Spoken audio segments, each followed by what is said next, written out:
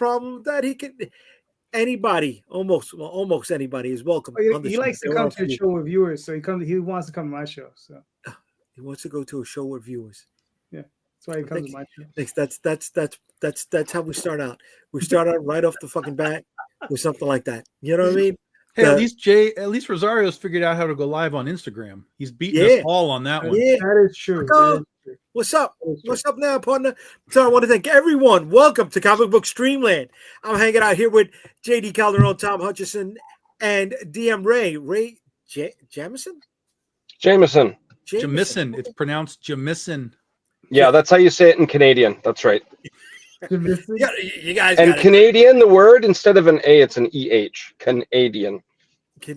Okay, so it's Canadian. You got metric math. You got metric vocabulary. You got metric seasons. Way to fucking be up there, brother. I want to go. I just hope that you guys don't hate us. You know what I mean? Because I'm there to chill. I want to see the falls. You know what I mean? I want to visit some. You go to Niagara Falls? Yeah, Niagara's pretty good. Yeah. Okay. There's some unspoken cool landmarks there, but I guess that's a story for another time. It's a story for another time. But I want to thank everyone who's joining the four of us on Instagram, on Facebook, and on YouTube. Thanks. Please chime in the comments if you got something to say. Here we are. We were talking about one of the best movies of the year, Sinners, which everybody's seen, and I'm so excited that you guys have. Yep. No. Yep. No. All right. My favorite part. The same thing when Thunderbolts pops up. Are you not going to rush to see it in the theater? No. All I got to say is in Sinners, you got to just look out for the Eloi and the Morlocks. Oh, I like that. I didn't like the Guy Pearce movie, but I like that. Good reference. Thank you. That the original terrified me as a kid a little bit. It did. They were blue. The Guy Pearce movie is great, but it's a different sort of great than the original. It's more of a they're presenting more conceptual stuff within the time travel realms than Yeah. So it's just a different thing. I like the remake. I get why people don't, and I get their complaints, and I have my own complaints, but I think it's kind of an underrated thing. Okay. I think that movie's past its time. Certain things should not be made anymore. So we're at a place. Should not be made. I need an explanation here now. Should not be made? Because stories like The Time Machine have been told so often in so many other pieces, right? I mean, it's something like Ghost in the Shell, right? We've seen that already. It shouldn't come out anymore.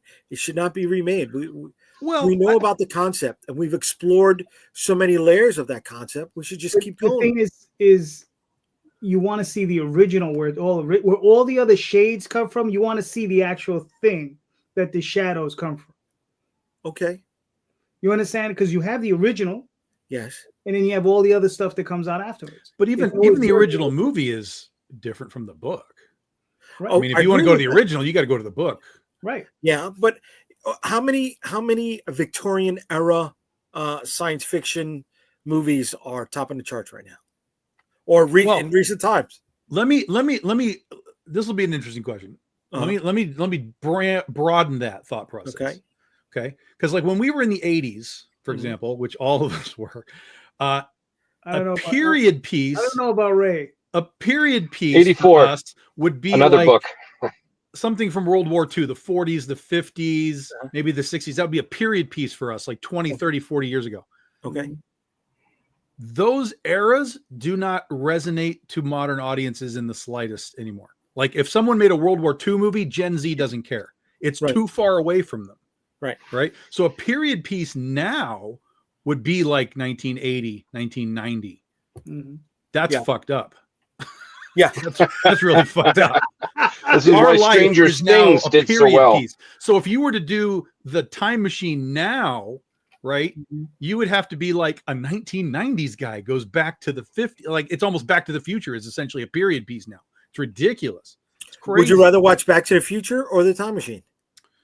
Knowing both movies or stories well. They're apples and oranges. That's a tough one to answer. They are, and I'll be honest, I'm not a diehard Back to the Future guy. Okay, I'm not surprised.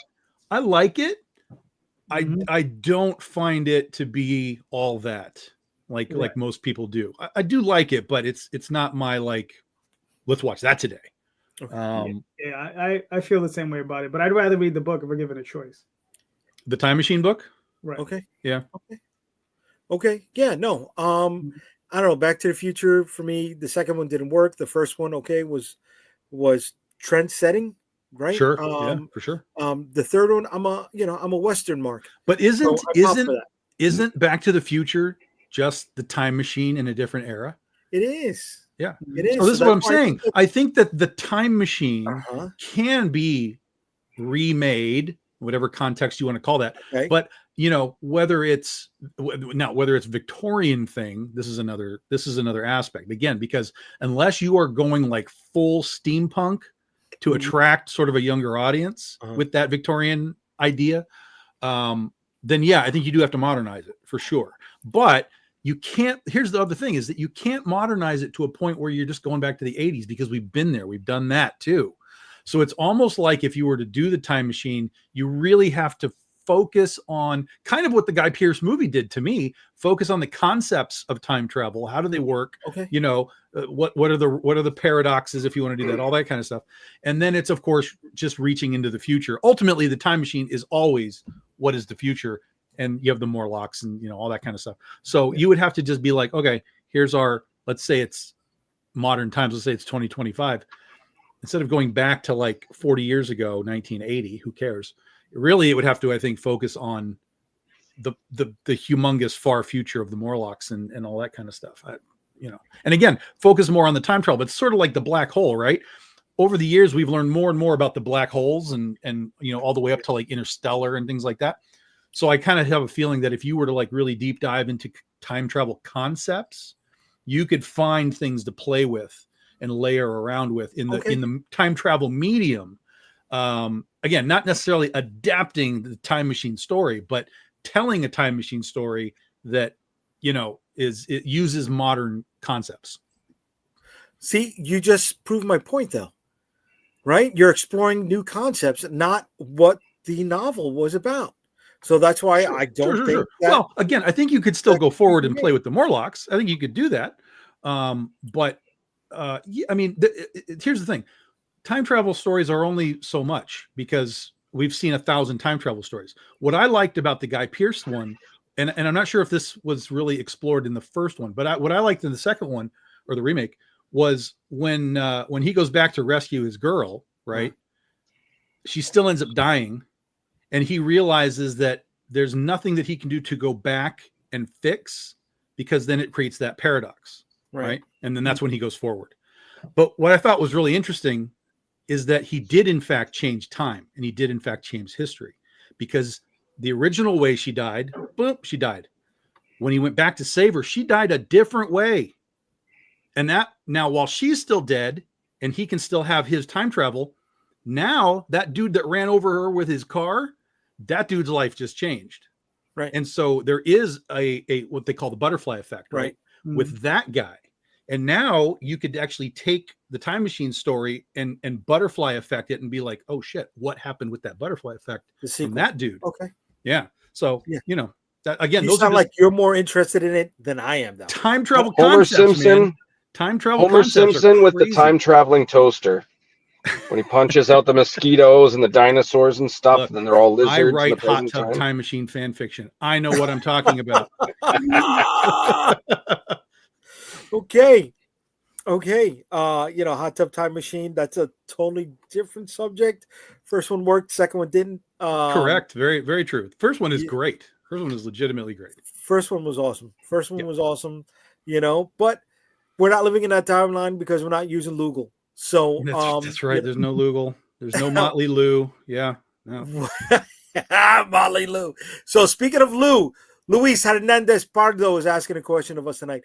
Why is it the idea of publishing online isn't working? Any thoughts? It's working for me.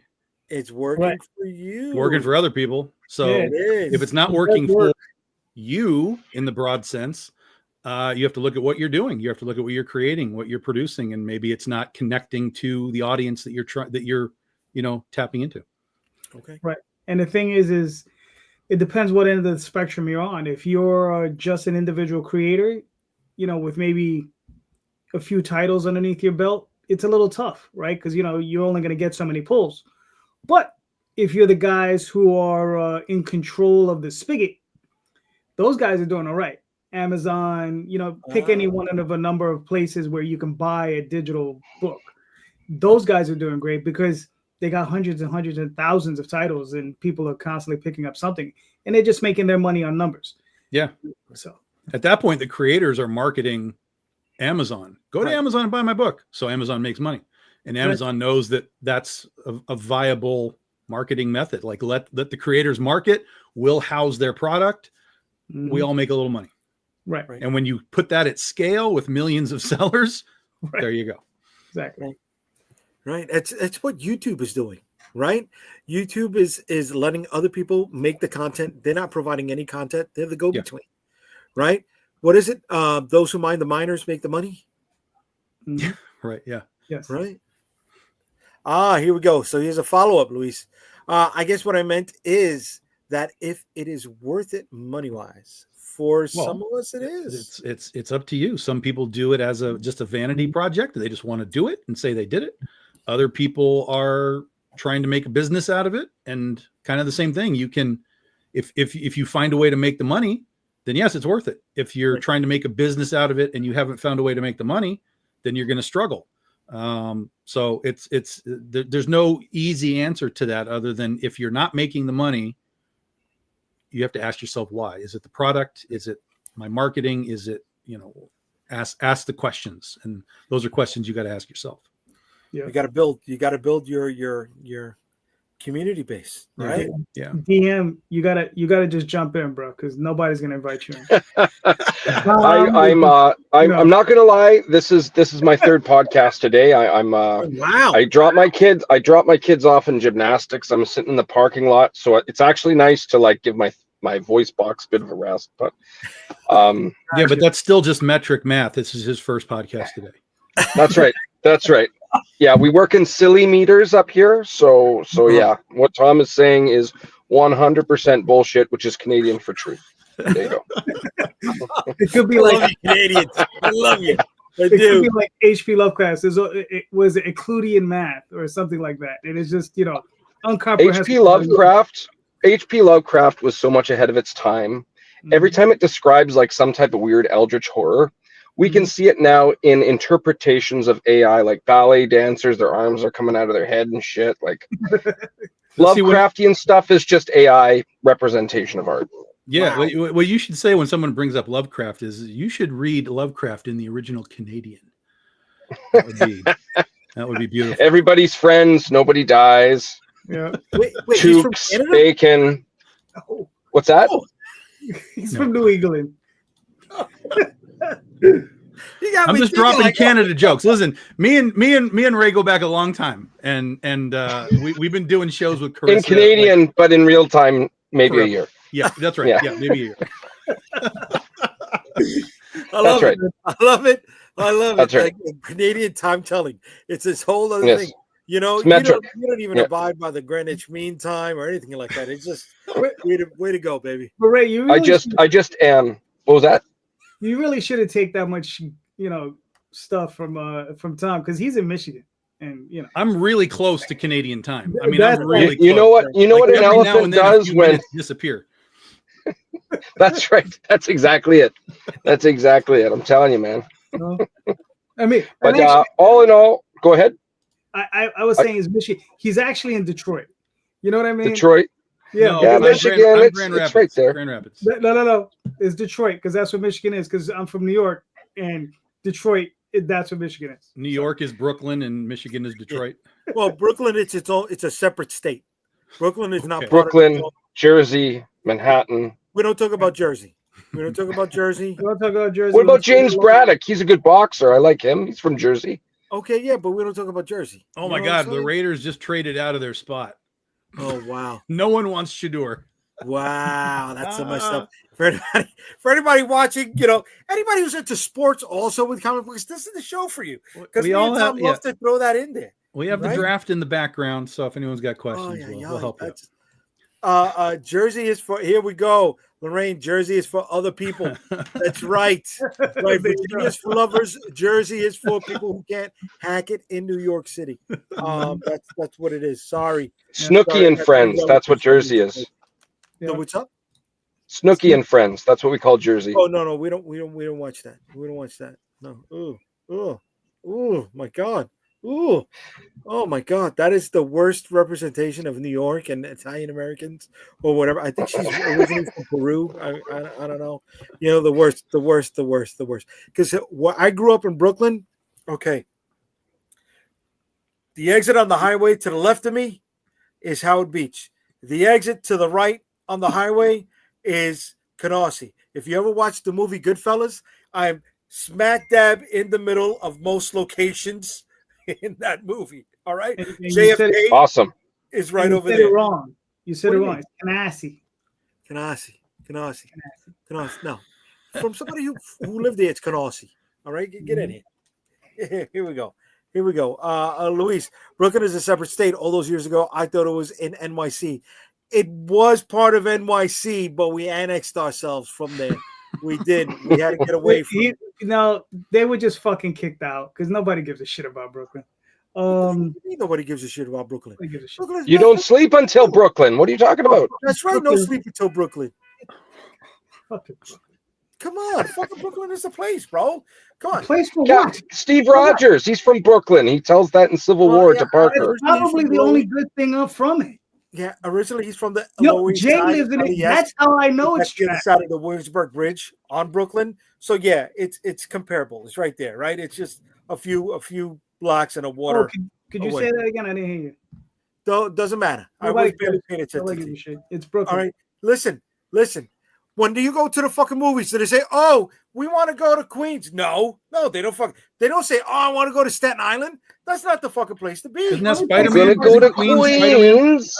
It's New York City. Queens is Spider-Man, isn't it? No, yeah, he's Queens. That's why Rogers calls him Queens in Endgame. Right, he was Queens. Yeah, and Rogers was Brooklyn. Here you go. Brooklyn was smart enough to walk away from Staten Island. There you go. Yes, and just barely. Bronx is the worst. Bronx is pretty bad. Yeah, Bronx is pretty bad. Queens has the good food. Yeah. What are you talking about, Lorraine? No. I bet you it's a restaurant reference. Some restaurant named Queens. No, Queens. All right, so you know what's funny? Queens is the most diverse neighborhood in the United States. There's over, I think, 110 or 115 diverse nationalities there. So you can go from block to block and have different foods set up. So Lorraine is correct about that, you know. But Brooklyn, Brooklyn is home, bro. Brooklyn is the best place in the world. Here we go. I love the first stop on the J train in Brooklyn. That's right. You're on the other side of the Williamsburg. Way to be. Right near Peter Lugas. Bro, I used to live in Bushwick. I mean, yeah. Bushwick. Listen. That was so that part that he lived at, right, was like this triangle of Hasidic Jewish, Puerto Rican, and Italian. So that was Bushwick and Bed-Stuy. That's it. Well, no, Bushwick is no. Bed-Stuy is totally different. Well, no. Well, I mean, I used to go, but I was right on the border. You're on the border. Okay. For Bed-Stuy.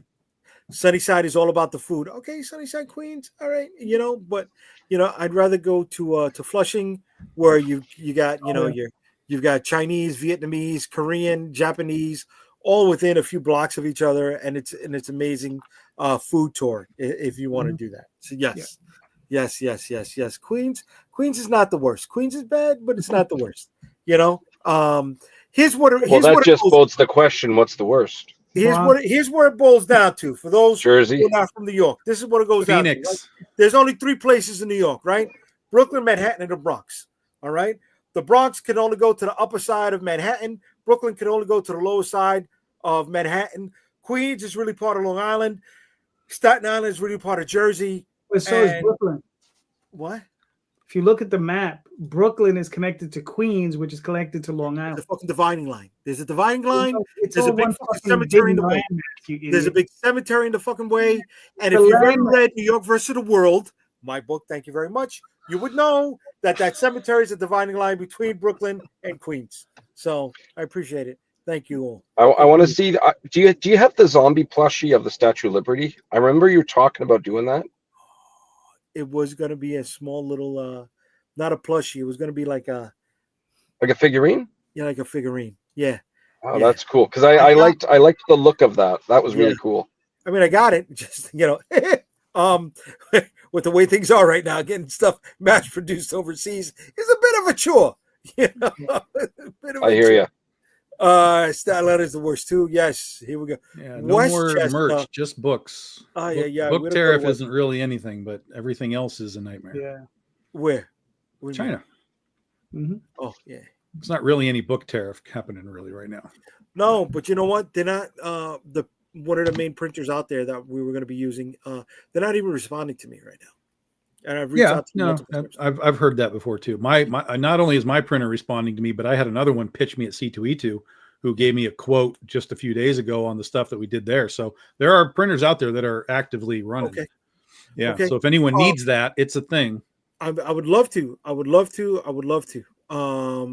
But my pin people aren't talking to me. The toy manufacturers aren't talking to me right now. Yeah, well, that stuff is all disastrous. Right. Yeah, that's disastrous. I just meant book stuff, like printers. Like if you need a printer. So I may go back to my original option of going to Colombia. It's okay, Jay. You don't have to cry. It sucks, dude. It sucks. You know what I mean? Because you get so close to getting things done, and then shit blows up in your face.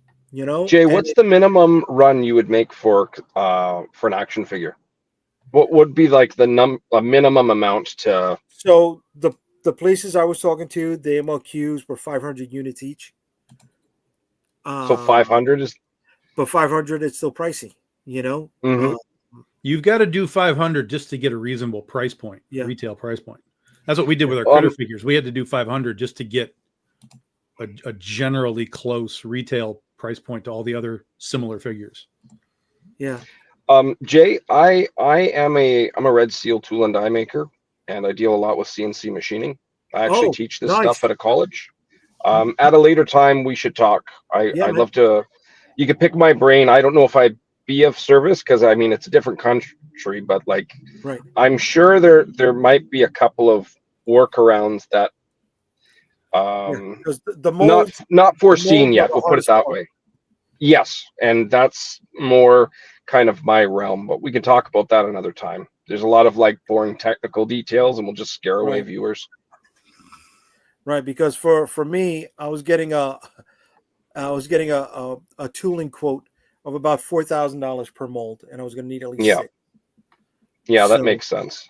Yeah, that's actually pretty cheap, but that's going through China. Yeah, right.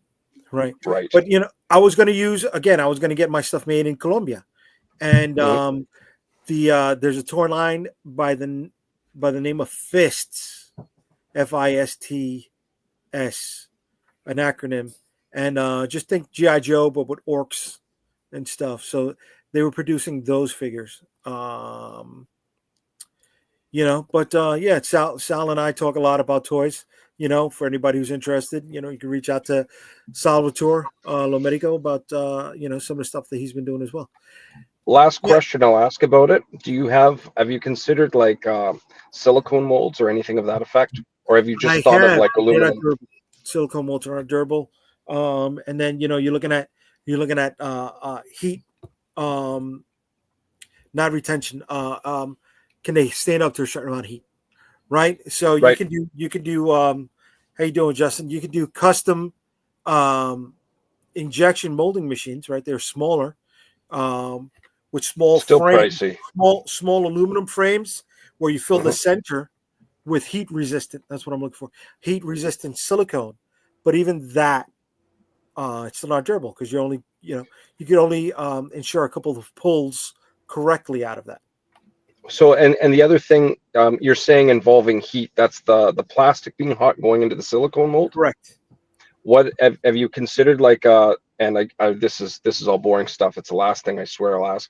Have you considered a two-piece plastic of some type? There's no heat. mixing an ABS with a PVC? Well, it would take more of your time, but what about A, 3D print the parts, B, make the silicone molds from the parts, C, using a polymer that doesn't involve heat and it will set by itself into said silicone molds. You can make them all in-house.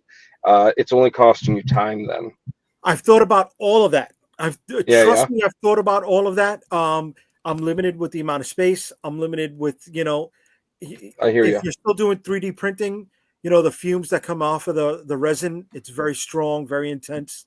And then when it comes to the plastics that are used for toys, they're very toxic and caustic, right? That's why aluminum is used, because certain PVCs can melt steel, right? So it's, I don't have the luxury or the finances to explore many of that.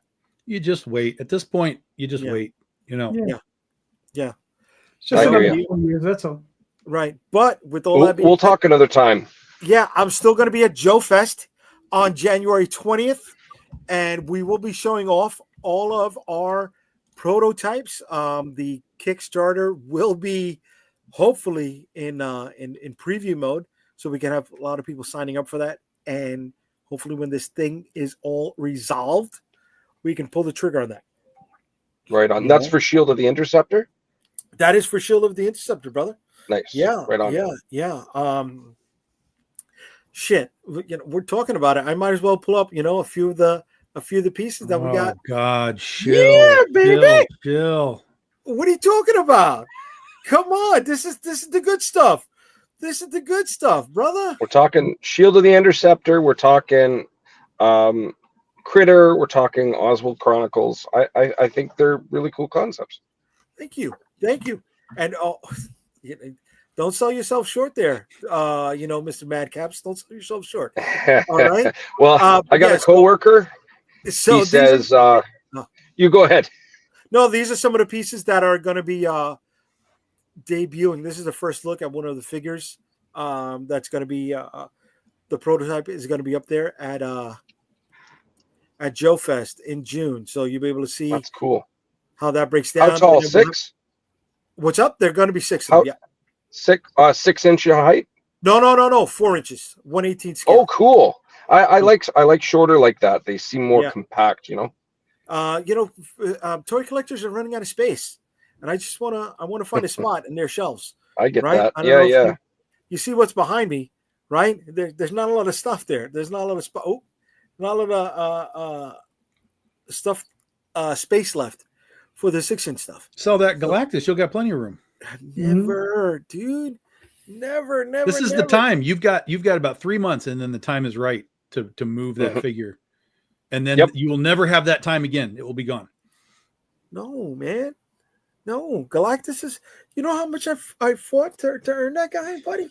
Come on. Full circle, time machine back to 2007. The peak is let me say this, right? I had to earn so many Galactus points from my wife to get this as a gift, bro. Galactus points? I'm still paying back Galactus points right now, baby. What is the average thing? What is the average Galactus point cost? What's the currency for Galactus points? Like, what do you have to do to earn a Galactus point? Let me start off with this, right? You've got kids. You're married, yes? I am 14 years now. Way to be, brother. Way to be. Okay, so and he doesn't have a Galactus figure. No, but he's got kids in gymnastics. That's pricey, bro. That's pricey, right? So he's not. So he needs to know how to earn those Galactus points. We were talking about the different math, right? Yes. The metrics here and there, right? Just like there are different metrics for Canada, there's different metrics for the spouse. You know what I mean? Spouse points. There you go. Spouse metrics. And what you think would earn you 10 Galactus points really gets you half of one. You know what I'm saying, bro? So you gotta do that fucking work, bro. You gotta do that work. So I'm in the hole, actually. I'm in debt with Galactus. And the only person I gotta pay back for Galactus is the spouse. So I can't sell it and make money on it because the spouse isn't gonna make any dough. So that's how it works out. No. I'm talking shit out my ass because she's not watching. I could get away with it right now. If she was watching, she'd be chiming in. JD, can you like send this stream to her via text or something like that? Actually, I know the perfect agents to hey, simmer down with that. Simmer down. So we got this thing, right? My wife loves to watch Calderon's spouse's show. Okay. And she's always coming back to me with brand new information that Daphne is bringing to the world. And I'm like, but baby, you know, I know that stuff too, right? This is stuff. You just lost Galactus points with that one. But it's through Daphne, it's going through the female filter. Right. To the female ear. Yeah. So even though it's the same general knowledge, it's brought forth in a different capacity. Yeah. My wife was so happy the day she met Daphne. She goes, "Oh, Jay, I see her on YouTube all the time." What the fuck am I? I'm on YouTube. You see me all the time. What the fuck? You know? So you got to do take a loan. Take a loan. There's a comment offer. Let's see. What after that? Also, Daphne's always Yeah, Daphne's like me. She's just like me. Daphne's just like me. Always right. I noticed the last name. I see whose side Lorraine is going to be on. Okay, I got you. All right, there we go. Here we go. Disappoint the spouse, and you know Red will be very, very lonely. Yes. We don't disappoint the spouse at all. I'm just so glad she's not watching right now because she'd be chiming in, and I would not be as vocal as I am at this moment. Right. Next episode, you're going to see Galactus behind him without a head. She won't do that. There's other things that she'd take apart. You'll just start to see gaps in the collection. Like there's a hole there. You know? Oh, that's Lorraine. I like you. Don't do this to me. Here we go. Yes, I'm digging a big grave. And I'm so, you know what's worrying me? It's Friday night. Dateline is probably on. She's probably looking at some new way to come up with killing me. You know what I mean? Those shows are always talking about how they killed their spouse, right? I caught her and my mom one time watching it, and I'm like, "Oh, Ma, you checking this out? You want to make sure that if she kills me, you know how she's, you know how to get her, right? How to tell the police." She goes, "No, I'm watching because I want to make sure she gets it right." What the fuck?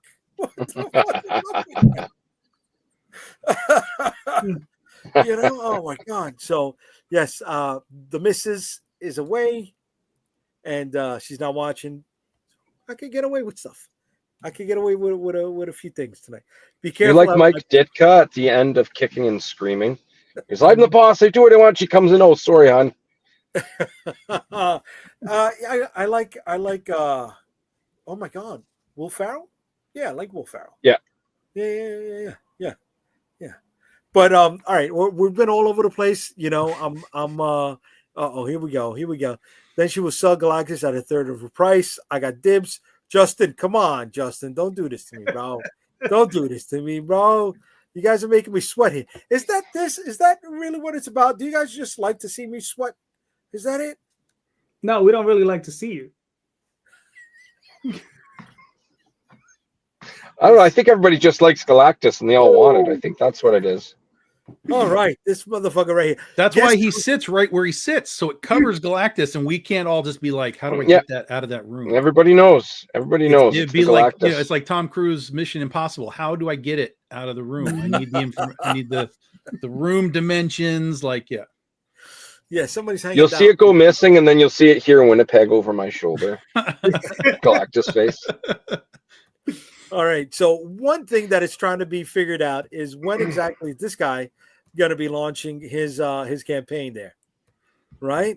And we got Critter and Chloe, a Dirty Pair anime tribute. Yeah, we actually have a launch page, people. You all are always asking me, "Where's the launch page?" And I tell you, give it a couple of days before, and we'll have it. So we're 5 days early. 5 days early, we have a launch page for you. That's all you got, though. Nothing. Yeah. That's what else do you need? It's a launch page. Everybody fills this part out. Sign up with the launch page. Tease them.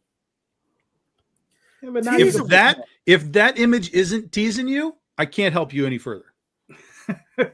Can't help you any further there, Jay. That image either works or it doesn't. Mm-hmm. Okay. Or I'll say this: if you want to see all the other stuff right now, go join our Patreon. It's all right there. They know here's the plan all along. Coming. That's right. They know exactly what's coming. They know how it works. They know how many numbers everything is. Patreon people, not only that, but Patreon people who back my campaigns get Patreon perks. They get bonus freebies for being in both places. So click notify me on launch. That way, when we launch, you'll get a notification. Get it? Notify me on launch. It's very simple. Then go join Patreon, patreon.com/Big Dog Inc. You'll get to see all the stuff that we have from this for Penny for Your Soul, for things that are coming later in the year. And then when you back our campaign, you will have Patreon perks added to your reward pack, which in the past have been original art sketch cards or special metal cards or even special limited comics that get sent to the Patreon people free. So be a campaign backer, be a Patreon member, and you're golden. Okay. Yeah. Very cool, man. You've never shared that before at all. I have absolutely shared that before. Not on here. This is the first time I'm hearing about the Patreon connection with the extra stuff. Come on. Okay. Sure. Okay. But listen, if anybody wants to know about the Patreon connection, the link is right there in the chats. So click notify me on launch, so you get to find out more about this stuff. Yeah. Right. And it's launching in 5 days. Wednesday night. Yeah. Next Wednesday night, we'll do it at about 8 p.m. Eastern time. Yeah. Okay. Way to be, brother. Good luck.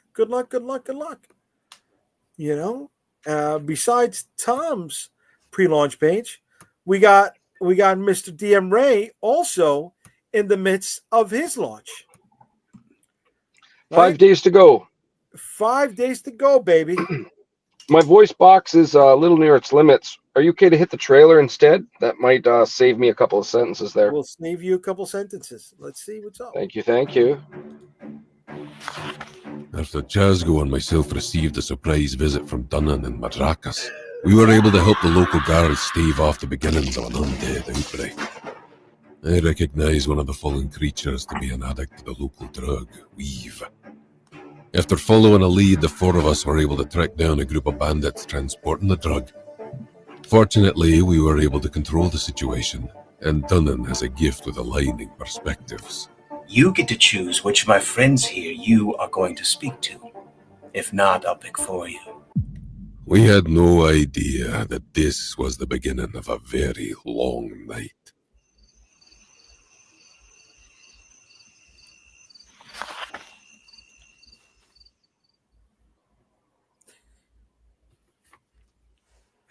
I just launched it. I'm sorry. I screwed up. I did it too late. But way to be. I love the trailer. Who did the voiceover? Thanks, man. That is from California, Cabo Foster. He's a professional voice actor. He also plays a lot of D&D with GM McLeod's and RPG All-Stars. The fellow who voiced the little guy is Michael Towson. He's a professional dungeon master. I have a tier on my campaign where you can actually play a one-shot with him. If you've never played before, he can get you up to snuff in about 15 minutes and have a really good time. That guy, he's voiced for like Disney and William Shatner and many others. Very cool. Yeah, this is just 3-issue miniseries. All takes place over one night. It's melee, monsters, magic, mayhem, mystery, and it's called the Madcaps. There you go. Another M there for you. Imagine, if you will, Scooby-Doo adult version minus the dog, and that will give you a rough idea about, is there a drug doing something and making zombies, and they don't know. And issue 2 gets them into the distributor's headquarters, and I can't show any action because it will show a lot of big spoilers. Okay. So I do have a couple of pages. I have page 1 and 2 as they're pressing a couple of bandits they've intercepted and trying to find out where this stuff is being spread out. I also have page 7 where it shows you just right that one right there. If you just scroll up a little bit, Chazgo, he's seeing through the eyes of his pet. It's a 3-eyed albino raven named Emix, and he's getting a layout of this compound that they're about to try and sneak into. There's lots of different tiers. There's lots of different add-ons, from t-shirts to plush tapestries, aka blankets. I've got artists from Jimbo Salgado, Harv Salterez. I have Jay Sloan, Kenny Calderon, Russ Leach from the UK, Brazil's Rod Ramos Rodolfo. Dan and Dave Kemp did almost all of the coloring for me, interiors included. Victor Medina's on the interiors. You can get, there's Michael Townsend there, who he's the voice actor. That picture above, it's stained glass. That one's going to be metal foil. It's going to cost a little bit more. I think the metal foil is really going to make that image pop. I'm really excited to see that one in my hands, which will be really, really cool. I mentioned t-shirts. I mentioned blankets. Anybody likes D&D, there's level 5 character sheets based off of the 4 main characters that you could play out as. There's a bookmark set. There's an ultimate collector's tier, which is everything in the kitchen sink. Somebody actually backed it. I'm flattered. I've got repeat readers and repeat backers, and it's very encouraging. This is my first time on the creative side of a comic book, and I don't know if I'm doing the best, but I seem to be doing steps in the right direction, which is all I need to know. Even a map where this story all takes place. Very cool. And a pin-up of Sean Langley, of course, Dan Kemp coloring. And if you go down 2, for an extra $5, you can get just the line art as a second pin-up. Same image, but just black and white. Just underneath that one there. There it is there. Here we go. And then, of course, this Jay Sloan cover underneath. A lot of people wanted this cover metal foil. So as a compromise, I didn't want to take attention off the stained glass image. So you can buy that as a pinup without the logo, and just the image, a pinup metal foil. Beautiful work of art. I mentioned the bookmarks, of course. There's the character sheets, and we've got some stretch goals. Oh, there's the t-shirts, of course. There's art from both issue 1 and 2. You can pick your t-shirt size, color, and the image. There's the plush tapestry / blankets. And we've unlocked 2 stretch goals. First one is very, very humble. It's a die cut. We're calling it a corner sticker, which you put on the corner of a book or your laptop, as you can see right there. And then underneath that, the Chazgo image drawn by Jay Sloan. People have given me so much feedback on this. We've decided to make it a free pinup in black and white, so you can just see the line art for what it is. Everybody who's backed physically, they will be getting those stretch goals. That is the soup, or the meat and potatoes, rather. Of course, we have Victor Medina interiors. Dan Kemp underneath there for colors. Michael Myers, who is doing the lettering. And then, of course, my publisher. Shout out to Phil Russert of Philbo Publishing. Done a lot of work with me, and I'm very happy. Anybody else looking for another comic, look up Papa. It's Phil's book. It's the equivalent of the movie Nobody with Bob Odenkirk, but with like Clint Eastwood in place. It's an old man versus the mafia. There's a huge twist at the end of issue 1. I've read the script for all 5 issues. It's once you're done issue 1, you're definitely going to want to grab issue 2. It's going to be one of those shut up and take my money scenarios. It's a really cool twist. And with that all said, Madcaps is backed. We've got stretch goals. I've already surpassed campaign 1 or the first campaign for issue 1 rather.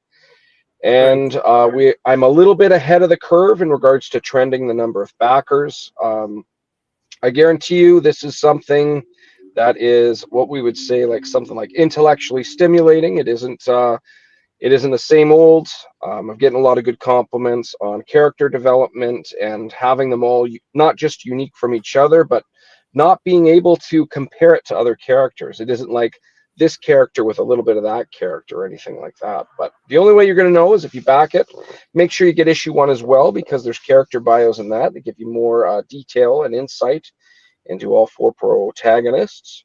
And yeah, 5 days to go and 13 minutes. Nice. And then life goes on. But yeah. There you go. Anybody's interested in the book, the link is right there in the comments. So click and back away. All right. And besides these 2 that I've showed, there's one more left on the docket tonight. And this one really needs your help because he is in the weeds. He's dying right now. Mm-hmm. And as I said it, he gains a new backer. Look at that. Look at that. It's the J bump. It's the J bump. That's what you got, baby. You got the J bump right there. Yeah, it's a good thing I came on this show. Good thing, bro. Who knows if you would have gotten that back if it wasn't for me. So you got 545 backers, 23 days left to go. You've already hit the goal, $50,000. You're at 55, $314. Yeah, like I said, go ahead. Go. Well, like I said, this is a project that I wrote in the 90s. So if you want actually play the video, play the video. Yeah. Play the video. Play it. Hit the button. Hello. Hello there, Tenchi fans. Patria Burchard here, the voice of Ryoko, with an exciting announcement. Armature Entertainment is launching a Kickstarter campaign to reintroduce the 1997 Tenchi Muyo comics to readers old and new. For those unaware, Tenchi Muyo started out as an OVA series or direct-to-video release in Japan in 1992. From there, it became popular the world over for its mixing of sci-fi, comedy, romance, and, of course, zany adventures. When it became popular in America, these comics were made to try to appeal directly to American comic fans. This release, Tenchi Muyo, the American Tenchi Continuity Omnibus Edition, combines all 6 issues of the storyline Ryo Oki's Day, created by artist Matt Lunsford and writer J.D. Calderon, into one complete collection. This story features all of your favorite Tenchi characters, including Ryoko, of course, but also Mihoshi's dedicated partner Kiyone, as well as Nagi, Kenoki, and a myriad of other characters, all drawn in a style that's both a throwback and a fresh take on Tenchi Muyo as it used to be. Want to know the really cool part? If this campaign is successful enough, Armature Entertainment can continue the adventures of the Tenchi Gang. But now, that's up to you. You know, the carnival comes and goes. Well, it's finally back. So, don't miss it. Thank you all for supporting Armature Entertainment and Tenchi Muyo. Until next time.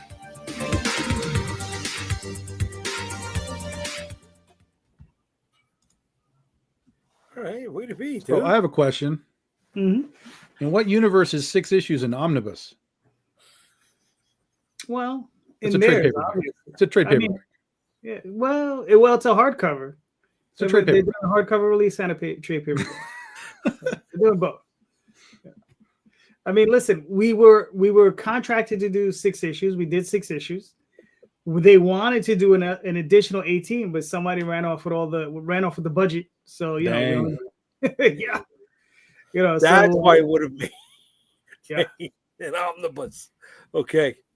All right. So you guys did this work, and you got somebody else who's licensing it to re-release it. Correct. And then they got in touch with us. We cut a deal, so everything's worked out. We're doing signed editions. We're doing Matt is going to be doing remarked editions. That's where he's doing little sketches on the books.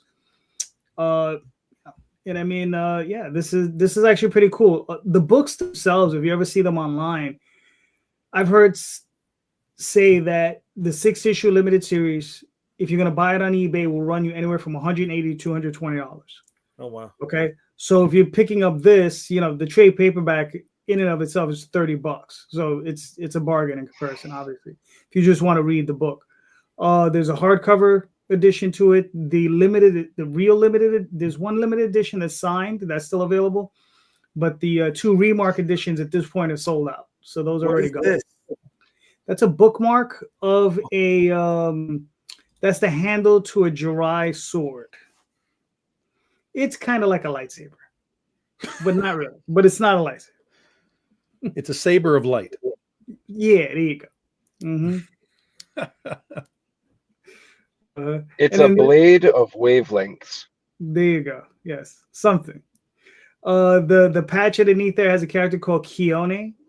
Kiyone is a character that only appears, I guess, in the Tenchi universe. cycle of the story. She doesn't come up in any other portion, so the fans are kind of excited because she's in the comic, because that's the portion of the universe or the story that I got to see, that I extrapolated this story from. So she's in there, and the fans actually like this character because they just haven't seen her in a while, so they like seeing her. So that's kind of cool. Yeah, man. I mean, like I said, this is something I did a while ago. Had a lot of fun with it, and it's nice to see it come back. Because it's been a while. Right. Okay. Yeah. Okay. So this is their first campaign. This is their very first campaign. Okay. Yeah, this is. Well, no wonder they're doing so poorly. Yeah. Yeah. Well, the community is very, very large. The Tenchi community is very large. It's a lot of fans. And they've been, like I said,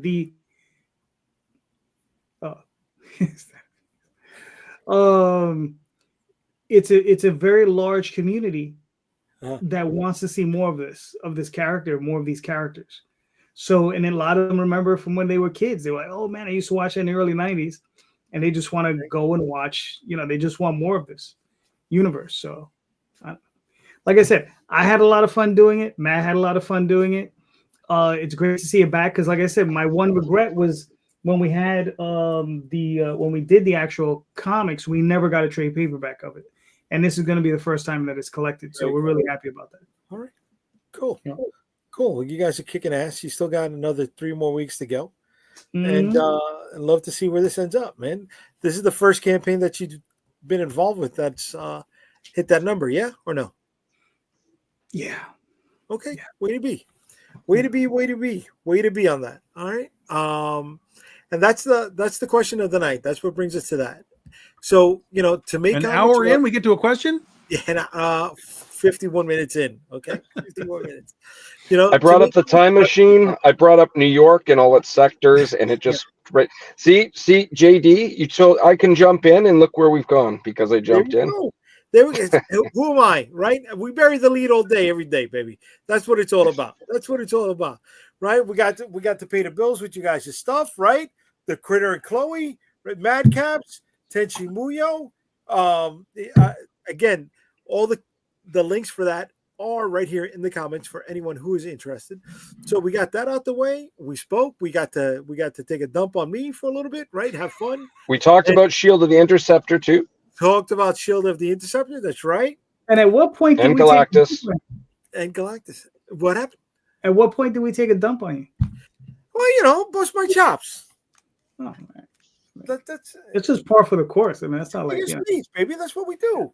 We bust chops. That's what friends do. That's how we show love in Brooklyn. Right? No. Yeah. All right. So look, going back to the question tonight. All right. What's up, Glenda? You should have seen the early part of the show. Shut up your mouth. You got here just for the question. Right, a matter for me, a matter for you. By the way, okay. So for the question, what drives you guys to make comic books? Money. I got to pay the bills. The best way to put it is, I just need to get this out of my system. Okay. I don't know how else to explain it. I just got to get it done. Yeah, that's a real feeling. That's why I started doing that shark book and stuff. That's a real thing. I mean, what drives us, I think, always is just a creative urge to begin with, right? Like we just want to tell some kind of a story or draw some kind of art, whatever your capacity is in comics, or in a creative nature. So I think it's just we have stories to tell is always the beginning, and then it's just a matter of how serious do you want to get about it? Do you want to make it just like, hey, I made a comic and I'm done, or do you want to make it like what you do? And then once it becomes what you do, yes, you still have the drive to tell the stories, but there's also other things that sort of are required to maintain it being, what you do. And that's the part that a lot of people don't really want to kind of admit to. They're always like, oh, I'm just in it for the comics. No, you're in it for the money, because if you're not making money, you're not going to make that thing probably. Now you might not be in it to make $1 million. That's fine. But if you ultimately you need to make money to make the next thing. And so that sort of becomes that cycle. You have to be creative, sell the thing, to be creative, to sell the thing, to be creative, to sell the thing. And that's the cycle. Because this is expensive. Yeah. Right? we're not all one-stop shops, right? We got freelancers and they deserve to get paid for the work that they're doing. Not many. Unfortunately, I've got to get going, guys. Top of the hour, my kids are done. Thanks for having me on, Jay. It took for a while for us to coordinate, but it finally worked out for a change, which is great. As usual, good to see you too as well. And you guys have a good night. Have a good night, brother. Take it easy. Bye for now. All right. Later. All right. And what drives you, Calderon? It's funny is doing it for such a long time. Like I said, I started early. So, initially it was always the drive of telling the story, right? And then obviously, when I started, I didn't start with everyone I started with were partners. So I wasn't paying anybody, unless we made profit, which we did, and everybody got a piece. But then as, that team broke up, I did Tenchi Muyo, La Blue Girl, a few other things. You understand? Then it was about doing it for, like Tom said, I was doing it for a living for about 3 years. Then we got out of that, and then it just became a thing of just doing it, right? Because then Daphne and I are partners. We were doing Tall Tales, and we were just doing it. We were releasing it through furlough. We were selling it in trades, at shows, and whatever money we made, right? And we moved on with it. Then eventually I got into doing Outlaw Chronicles, right? And now it's like Tom says, I got to make money to produce it. I got to make more money to keep producing it, so on and so forth. So, for me, it's always a thing of passion, right? But yeah, money is always going to be a factor, but it is for me passion. It's just what I want to do. It's always what I wanted to do. It's the thing that drives me. But as I've grown in this sphere, things have changed. You know what I mean? Like one time it was one thing, one time it was another, one time's another. So you grow as you move on. At what point did you guys start to say, "Oh wow, I'm putting pieces of the puzzle together. I'm figuring this out, right? I'm going to keep going." I don't know what that means. Figured what out? There's nothing to figure out. Of course there is. No, there is. Of course there is. There's always stuff to figure out. What part of it? All right. I'll ask you a question. What part of it have you figured out? What part of it? Shit, nothing. Exactly. That's why he's asking us, because we have all the answers. No, I mean, look, the only true answer I can get, the only portion I have figured out is that I haven't figured out anything. Okay. That I still have, despite as much as I know, I still don't know enough. Okay, but look, there were times where I was using, at the outset, I went from printing the stuff off of my home printer to finding out about offset printing, and I was using something called well, see, that's the thing. That's what does figure it out mean? Like at the beginning, I didn't know what 300 DPI meant. I had no concept of that, right? So you're always figuring something out. So your question was just sort of a little too broad. Right. I didn't know what 300 DPI was. I didn't know what a UPC code was. I didn't know file sizes and types and JPEGs and PNGs and TIFFs, aspect ratios. All that stuff. I didn't know any of that stuff when I started. Yeah. What's funny is if you check out the Penny for Your Soul series, when I started it, every issue gets just a little bit bigger in print size because I wasn't doing anything to shave it down. So by the time we got to issue 7, it was like a full Silver Age size, comic in its dimensions. So again, after we did that, we learned file size, it should all be the same and whatever. Mm-hmm. So everything is a learning process, through all of it. I don't know that you ever, like JG said, I don't know that you ever really stop learning. There's always going to be something else that you kind of stumble across and go, why didn't I think of that? Right. Yeah. I lost out images because I tried to work on the originals as opposed to, copying and working on a secondary piece. I had an entire issue of a book colored at 72 PDPI. Ooh. Ouch. Now that's dumb, but why didn't my colorist go, I don't think these are high res enough, man. Yeah. He didn't even catch what was happening. So hold on. That's ignorant on your part and dumb on his. Yes. I'm not taking all of it. I'm not taking all of it because he should have said like these are not the right size. Right. Right. You just didn't know that piece of information. But it didn't deter you. Why didn't it deter you? Because I still wanted the book to be out. Okay. So I was like, we fucked up. What are we talking about? And again, I learned 300 DPI. I learned difference between JPEG, bitmaps, TIFFs. Okay, I understand all that shit now. It took me a long time to know what a PNG was. I love PNGs now, but I didn't know what that was. And so, but you know, now we learn. Tom, we learn. Yeah, he didn't like my answer. He's like, "Fuck you, Tom. I'm getting out of here." No, but this is good. Not say that. Now we can have an intelligent conversation. Oh, that's fucked up. I got to do something. I'll be right back. Keep going, guys. I thought I gave you the great question with, but it didn't deter you. What came across your plate, Calderon, that was like, oh my God, I should stop doing this, but it didn't deter you? I mean, there are moments, but man, those moments are brief and far and few between. Like there are those moments where it's just like, you get that moment like, oh, why am I doing this shit? But it doesn't last long. I mean, it lasts like minutes. Like, yeah, it's like when I say it's a passion, I mean, like, I go to work every day and I look forward to coming home to working on comics. You know what I mean? Like that's the thing for me is like, I go to work every day. I do my thing, whatever, whatever it is I have to do, I do it, take care of business, come home, and I do the thing I really want to do. Like I tell people from work, I tell them, I say, yeah, I'm going home to do the real job, to do the real thing I enjoy. Right.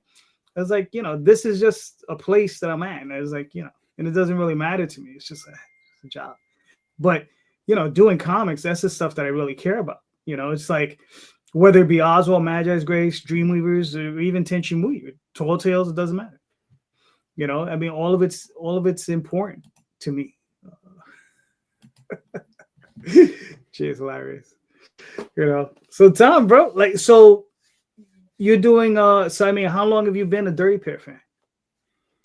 I mean, since the old days. I mean, I remember watching it because in the 80s, that's when we started to have that surge, of stuff coming over.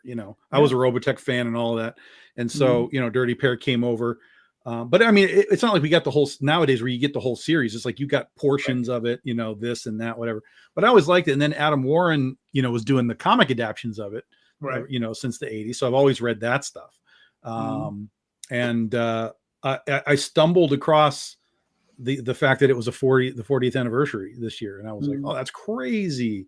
Let me think about how I can handle that and do something with that and have a little fun. So Critter and Chloe was born. And I went really big back into the Dirty Pair too. I was like, what comics do I have? What am I missing? Let me get caught up. I started looking around on eBay. Have you ever seen Project Eden? Yeah. I have the DVDs around somewhere. Yeah. That was my favorite. And for those, if you're interested, it's on. Oh my God, what's it called?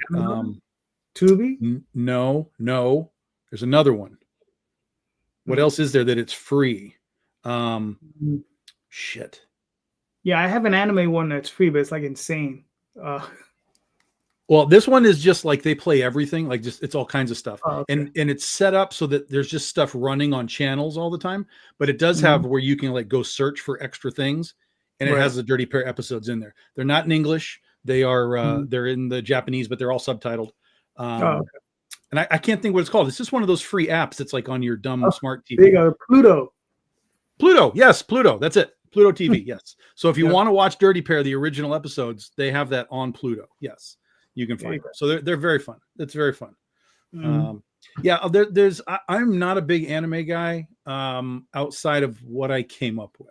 Once you get into the 90s and later, I really kind of drift off. I don't know what it is. I can't find a way to latch onto it. But Robotech back in the day, Dirty Pair, Star Blazers, Battle of the Planets was my eye-opening, like this can be what a cartoon is. What the hell? What is this Scooby-Doo crap? Like, what are we doing? Why aren't we making more of this? I want more of this. And then, of course, Robotech showed up later, and I was like, yes, I want more of this. So yeah, Robotech was a little too mature for me when it was coming out.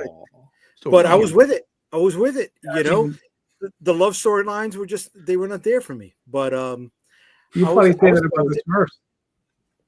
What do you mean with the Smurfs? What happened? Yeah, you got Smurfs and Care Bears for you, right? Not Zentradi War. Mm-hmm. No. And listen, I remember watching Mazinger in Puerto Rico. I was with that too, man. You mean Mazinger? You know? Don't you mean Tranzor Z? It's Mazinger. It's Mazinger. Mazinger sounds so fucking plain and phony and fucking. That's what it is, though. It's Mazinger. No, it's a Mazinger. I wish Lewis was still over here. You know, one Puerto Rican to another should be able to. Well, it may be pronounced like that in Puerto Rican, but in the reality sense, it's Mazinga. It's like people will call Magneto, right? It's like, oh, Magneto. Right. Like, no, it's Magneto. The submariner. Right. Yeah, right. Yes. Right. Yeah. No, I mean, there was some good stuff out there. I remember when Vampire Hunter D was always on like replay when the Sci-Fi Channel first came out on Saturday. Yeah. Right. But then there was one that just turned me off, man. Legend of the Overfiend was a movie. Yes, that's the original, bro. That is the original. I was like, what the fuck is going on here? What's wrong with it? Dude. You mean when the guy is smashing a girl in the gym and turns into the giant kaiju with his junkage still in between her? Yeah. Okay. What's wrong with that? How did he smash her exactly? Huh? Tell us what happened, Jay. Yeah, I mean, you got to be a little bit more, descriptive. No. I spoke about it the way a New Yorker would speak about it. How exactly did he smash it? With a hammer? Was it with a hammer? Yeah, he was smashing with a hammer. He had a hammer. He definitely had a hammer. He had a yank. He didn't have a hammer. Okay, that's what he had. All right. Yeah. So that kind of fucked me up. I was like, because you don't expect something like that from a cartoon, bro. You're coming from Ghost in the Shell. You're coming from Akira, and then you got that, and you're like, "Hey, come here." Did you ever see Demon City?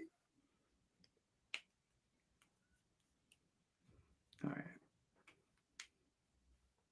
Did he freeze? He froze. Yeah, he froze. Yeah, it's fun because all my friends were big anime. Like they were all about Akira. They had what was the hell called Maddox 01 with like some weird tank thing, and all these guys. My friends were all about that stuff. But I was very picky about the anime that I was able to watch. What was it? Magic something?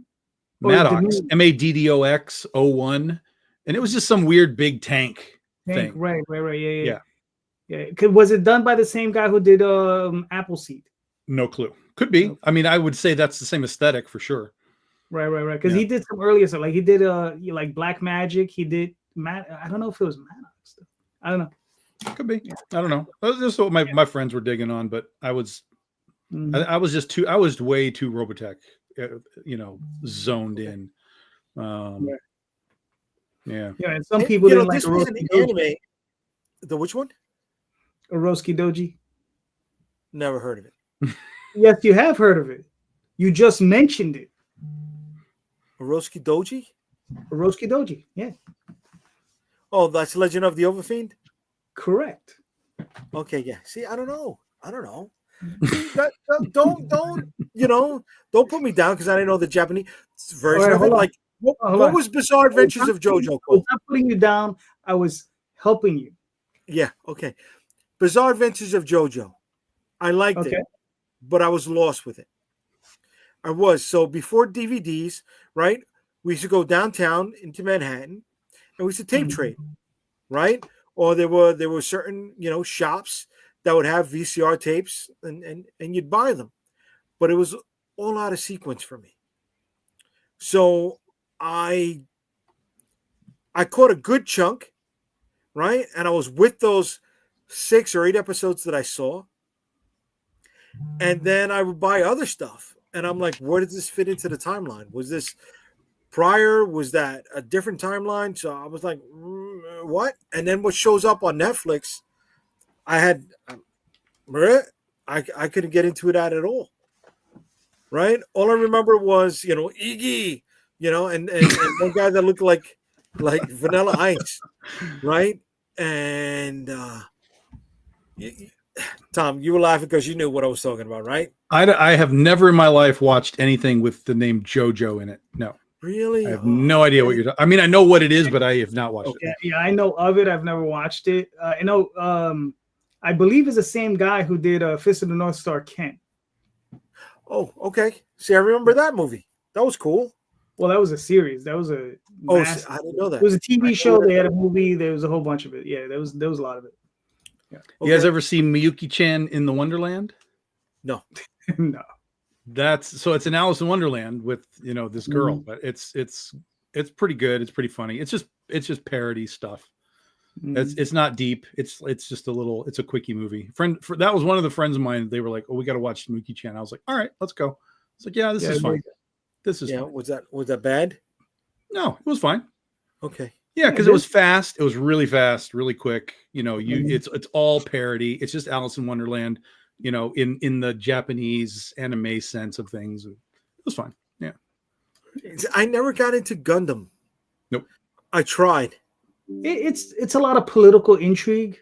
Okay. Right. So there's a lot of that in there. So, I mean, you got to really get into the weeds. I mean, you could get really into the weeds of that. So it's like, before you get to the big fun robot fights and the whole psychometric thing that they do. But before that, you got couple of 2 or 3 episodes of people talking about the war and economics and all that stuff. Yeah, for that I watched RoboJax. You know what I mean? No. Don't tell me you never saw RoboJax. The movie RoboJax, not anime. Yeah. I don't know why you would bring that particular thing up. That's a weird tangent. That's a weird right. You could say Pacific Rim if you would just want to see robots. No. Oh my God, I'm talking about time period, dude. Time period. Pacific Rim was different. Pacific Rim was great. The second one, not so much. Robots. We're talking about robots, not. Dude, RoboJax was big robots fighting between U.S. and Japan. Yes. Yeah. No. Yeah. It was not good either. Right. It wasn't good. It wasn't good. No. but it was. Friends of mine again were all about RoboJax. I was like, yo, they are scraping their feet against the floor to walk. Like, what are we doing here? Yeah. This is weird, man. Yeah. But tell me it's not accurate. No? Yeah, come on. Scraping man. feet on the floor is accurate? I don't know about that. Dude, there's no way they could get robots to move. What did we just say? Pacific Rim kind of bugged me too, because dudes were kind of locked in with their feet and they were kind of like stepping with these weird locked in feet things. Bizarre. I kind of feel like that was something like he was hearkening back to RoboJax, like, hey, remember when that was stupid? We're gonna make ours less stupid, but still stupid. Yeah. Because you just like one series. Okay. Okay. Like Gundam Wing. I tried. I just saw a recent one in on Netflix where it just showed the military's personnel running away from the robots. Yeah, nerds. Yes. Yeah. Yeah. All the not Robotech, but all the Macross stuff just ended up on Disney. So I'm about to go do a deep dive on all this Macross stuff that I've never. Macross Plus, Macross 7, Macross Frontier. Jesus Christ, there's like 8 of them. So I'm about to go do a deep dive into some of that stuff. All right. You like the Macross? What did you feel about Exo Squad? Oh, I never even watched it. That was just really. Yeah, no, that was just dumb looking. And the toys, they did use the toys for Exo Squad, like they did use Robotech toys. Yeah. They repainted them or whatever and put them out through Exo Squad. So that was an easy way to get stuff that was hard to get in the Robotech branding. But I never watched the show. That was pretty cool, man. The high stakes, the military drama, space robots. It was pretty cool, man. But you guys aren't biting on it. All right. Nope. All right. You can put that with your Bionic 6. Oh, I don't see why you got to shit on the Bionic 6, bro. Because it's very easy to. You didn't have to bring that up, bro. Bionic 6 was okay, man. Bionic 6. Do. Yeah. We just got demonetized right there. Yeah. Joke's on you. Nobody's watching. You can't demonetize when we've only got 17 people watching right now. And I appreciate you 17 and people. 3 of them are from Hasbro. We're doomed. Yeah. But if there's anybody right now who's watching over there on Instagram, please shoot on over to Comic Book Streamland on YouTube or on Facebook so you can join the chat, because the stuff cycles and I can't really scroll up and down on that one. So I'd love to hear what you're saying. Chime in. Comic Book Streamland on YouTube, please. See, I'm not the only one who loves Bionic 6, bro. Yeah, there's like 6 of you. There you go. Did he freeze again? Did I freeze? Yeah, he froze again. He's having troubles. Yeah, there's like 6 people that love that show, and 5 of them worked on it.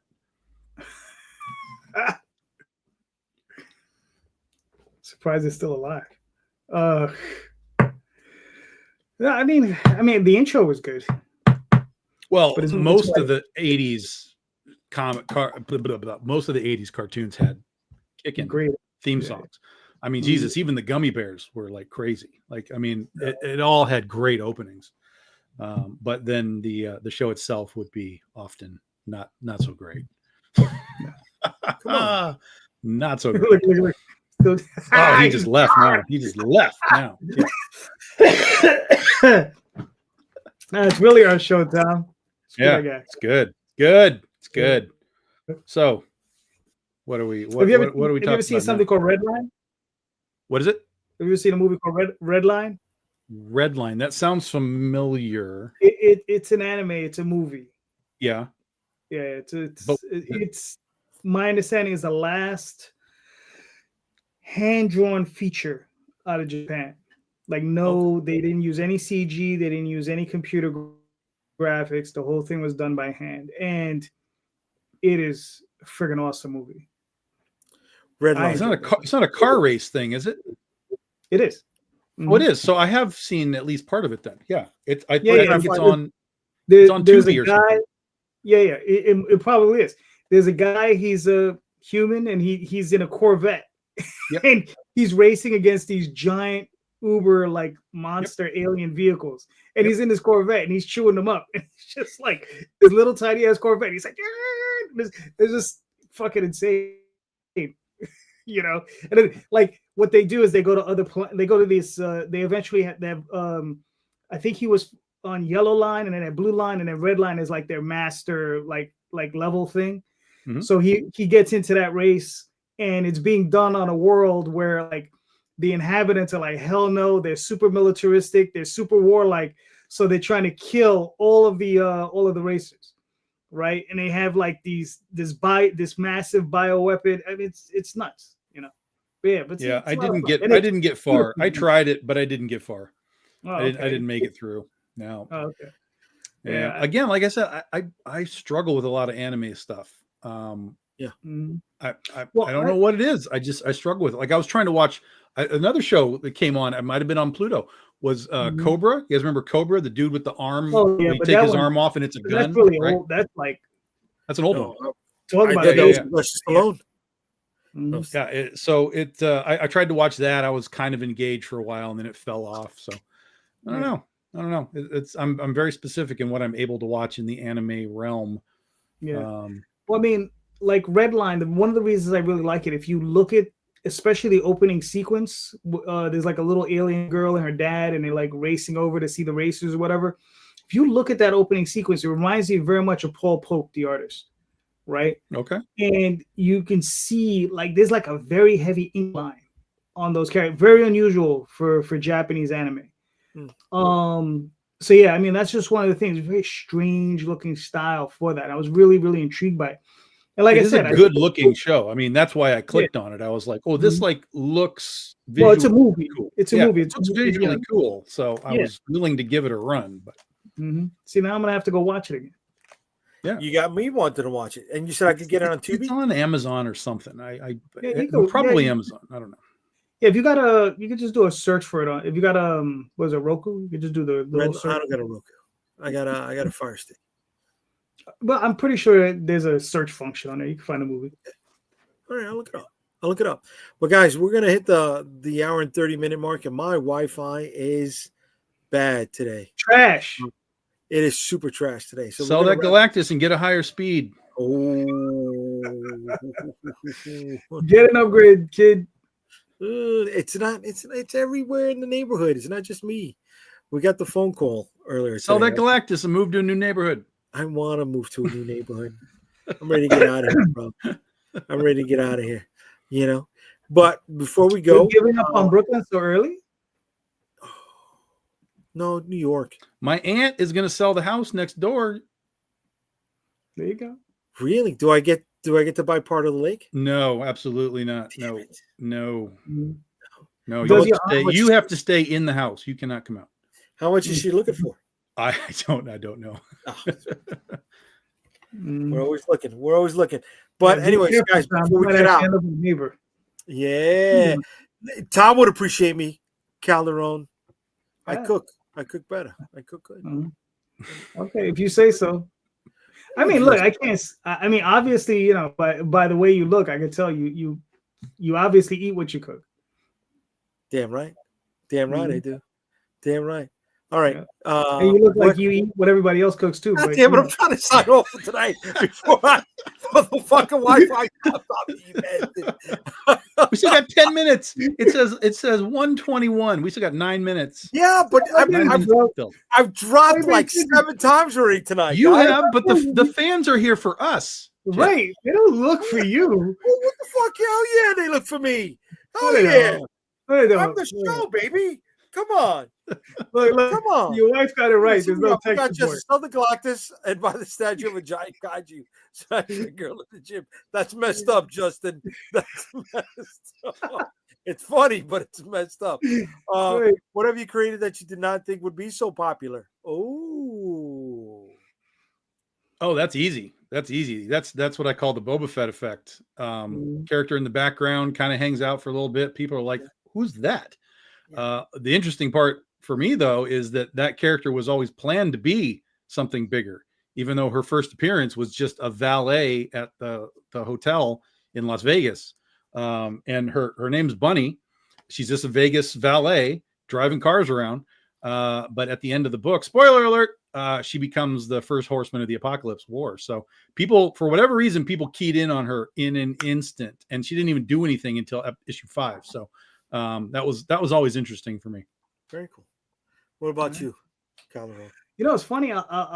Since Tenchi is running, I'll go to Tenchi. Right? There's a character I created in there called Inferno, and she is a combination. Like, it's a weird combination between these two characters. Is this villain? Well, he wasn't really a villain. He's kind of this weird criminal called Dante Mix, and this other character called Ryoko, and he combined himself with her, and they created a new entity, and it was called Inferno. And everybody likes Inferno whenever they read the series. So there you go. Did Jay freeze again?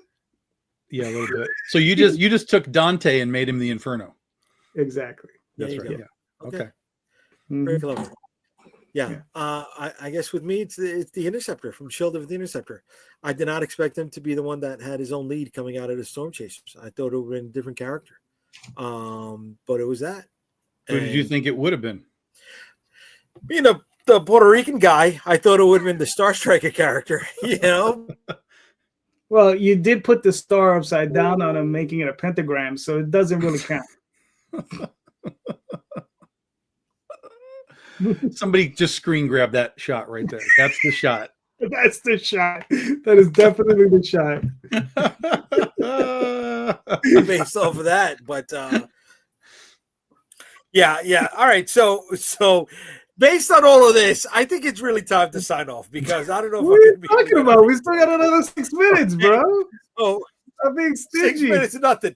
6 minutes, it's over. Tom, I'll tell everybody where they can find you, kid.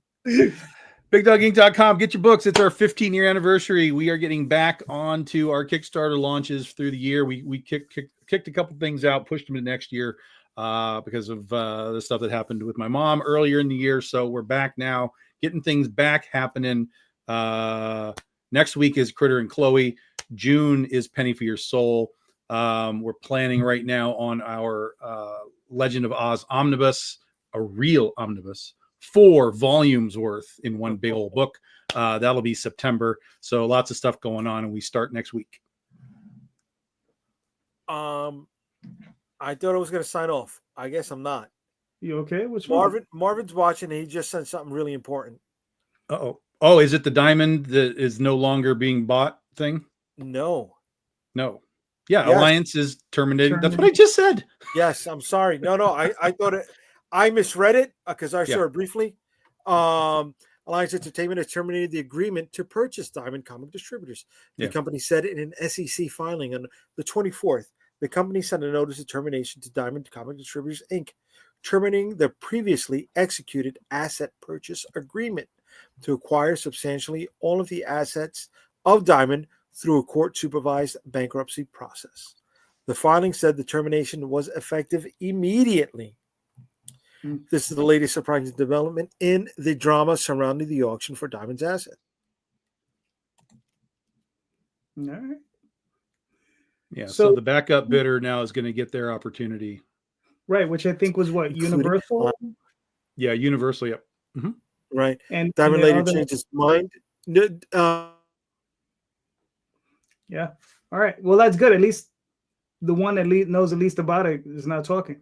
So, I mean, this is too easy. This is way too easy. This is way too easy. The fruit is so low hanging. It's so terrible. I mean, look at that face. I'm sorry, Glenda. I'm sorry. Yeah. So now, because these guys originally they did. So Alliance got it, and then they fell out, and these guys Universal got it. But then Apogee, Alliance right? came back and said, "No, we want it," and now we're back to potentially Universal and NECA taking over. Oh, right, yeah, the guys from NECA, Yeah. So we'll see. All right. And this is coming from ICV2, everybody. Wow. Yep. They're the guys to listen to. Okay. Mm-hmm. Shit. But I think in the hands of Universal, I think their intention towards actually keeping the direct market intact the way Diamond had it, I think that was kind of their intention. Whereas Alliance, they had different plans and different things going on. Maybe it'll work, maybe it didn't, but who knows? But I think Universal might be a better fit. So. And but with Universal NECA, avoided all of this. They could have bought this way back in September of last year. yeah, but they all wanted to get the best price. They wanted to get the best. They wanted to go through the bidding and maybe get it cheap and so on and so on and so on. Yeah. Right. But here's the other thing: with NECA attached to them, the toy company, that might open the door for toys for some of these companies that are going to distribute through them. If they're looking at things and going, hey, that's kind of a cool thing. That could be a trickle down effect. Elaborate a little bit more. What do you mean? So if Universal and NECA are distributing indie comics, which is basically all that Diamond does, right? Mm-hmm. They might look at that as potential IP to exploit through the NECA brand, which is making toys. So Universal could be like, hey, look at Big Dog Inc. They make these cool things. What if we made a line of Legend of Oz toys through NECA? Right. Okay. So I'm just saying that it could be a door that gets kind of wedged open. Okay. Mm-hmm. All right. I think it's crazy. It's comic books, right? Yeah, but it's not. That's the thing. And this is what Diamond has always not understood. It's not comic books. It's IP in the public consciousness. And if someone can come in and promote this stuff and push it in a way that the general populace understands that it exists in a marketing sense, it can change the game for comics, but it can also take those comics into pop culture in other ways. Netflix starts paying attention. Amazon starts paying attention. NECA starts paying attention, because if these guys come in and they just pick up where Diamond is, it's just indie books, basically. I mean, and then like Dynamite and whatever. But so if they're willing to come in and be like, we will help these indie comics exist, that's a good thing for us. Okay. Okay. All right. That's huge. Potentially. It's all potential. It's all theory. It's all if they decide they want to do the work to market comics. Yeah. We all know it's going to take 6 months to a year to shake out. So yes, right. Man, but that's also 6 months to a year of more instability. Right. I mean, how stable was it for the last 2 or 3 Not years? very. Right. Exactly. well, as long as somebody is taking over, you'll have that 6 months of sort of original stability, right? Because I'll tell you this right now. AP came to me and said, "Do you want to keep doing Critter? We're going to put solicits in." I said, "Yeah, let's go. Put it back in there." Okay. So to them, in their mind, things are going. It's not back to normal, not in the grand scheme of things, but it is enough that they're like, "Okay, we're going to start doing some solicits again, and kind of see where it goes." Yeah, because I think they have Common America, the latest issues, in I guess in next month's previews. Yeah, well, I mean, it'll be a couple of months. There'll be that gap because they stopped for that couple of months. But this will be in the book for July, I guess. Yeah, for July. Yeah, July book for September release. It'll be kind of back in the cycle. All right, gotcha. Okay, this is huge. All right, well, we'll keep following it and we'll keep sharing it with everybody who's out there. Right. All right, Calderon, where can they find you, brother? Well, I want to ask you a question before we stop, though. What's right? So tell me more about Shield and the Interceptor and what you're doing with the toy, because I know are you going to go with the Colombians, or you're not going to go with the Colombians? I don't know. I haven't decided yet. Right. I haven't decided yet. Right. I'm going to set up the pre-launch page, and you're doing it because my wife is watching right now, aren't you? You motherfucker. You slick motherfucker.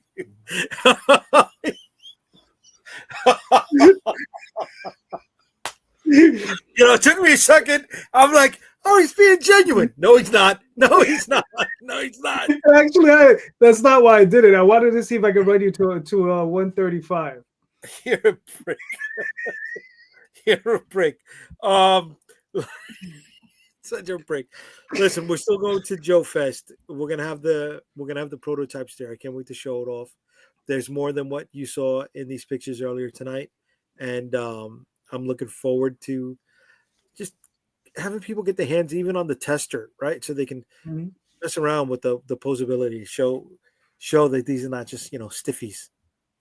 Wow! Do not market it in that capacity. Yeah, I wouldn't. That's not a word you want to use. Not unless you want to go back to Roski Doji and the smashing of the toy thing, Yeah. Okay. So I won't use that. Excuse me. Poor choice of words. Words. Oh my gosh. All right, Calderon. Where? Forget it. You know what? You're doing 55K right now. Your campaign. They fucking know. All right. We'll see you on Sunday. Indie Comics Explained. I'm going to be hanging out with this guy. I don't know, maybe this guy. Yes, I've been invited, Jay. Yes. Get out of here. Yes. Yeah. Well, yes. It happens once in a while. Yeah. That happens once in a while. All right. Cool beans. So we'll be hanging out on Sunday night. We'll catch you all 7:30. Indie Comics Explained on YouTube. Good night, everybody. Good night, everyone. Thank you.